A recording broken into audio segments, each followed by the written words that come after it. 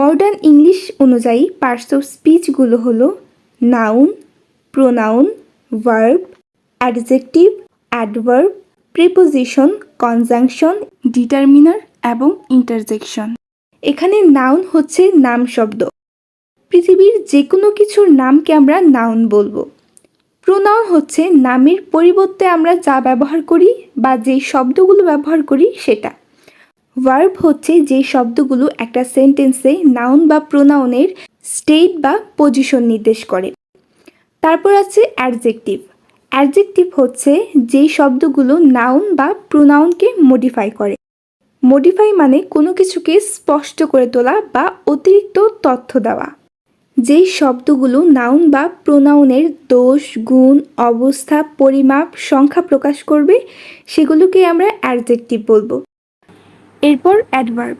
Adverb হলো যেই শব্দগুলো দিয়ে অ্যাডজেক্টিভ এবং ভার্বকে মডিফাই করা যায়। একটি অ্যাডভার্ব অপর একটি অ্যাডভার্বকেও মডিফাই করতে পারে। এমনকি অ্যাডভার্ব সম্পূর্ণ একটি সেন্টেন্সকেও মডিফাই করতে পারে। তারপর প্রিপোজিশন। প্রিপোজিশন নাউন বা প্রোনাউনের আগে বসে নাউন বা প্রোনাউনের অবস্থান নির্দেশ করে। তারপর কনজাংশন। কনজাংশন হচ্ছে জয়নিং ওয়ার্ড। এগুলো এমন কিছু শব্দ যেগুলো দিয়ে একটি সেন্টেন্সের একটি অংশের সাথে অপর একটি অংশ যুক্ত করা হয়। এরপর ডিটারমিনার। ডিটারমিনারের কাজ অ্যাডজেক্টিভের মতোই। এই শব্দগুলো অ্যাডজেক্টিভের মতোই নাউনকে মডিফাই করে। ট্রেডিশনাল ইংলিশে ডিটারমিনারগুলোকেও অ্যাডজেক্টিভ বলা হতো, কিন্তু মডার্ন ইংলিশে এগুলোকে আলাদা পার্টস অফ স্পিচ ধরা হয়েছে, কারণ ডিটারমিনার আর অ্যাডজেক্টিভের মধ্যে কিছু সূক্ষ্ম পার্থক্য আছে যেগুলো আমরা পরবর্তীতে জানব।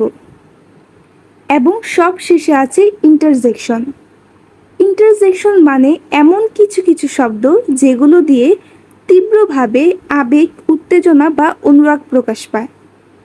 আমরা প্রথমে এই সবকটি পার্টস অফ স্পিচেরই প্রাথমিক ধারণা নেব, তারপর বিস্তারিতভাবে সবকটিরই প্রকারভেদ শিখব পরবর্তী ক্লাসগুলোতে।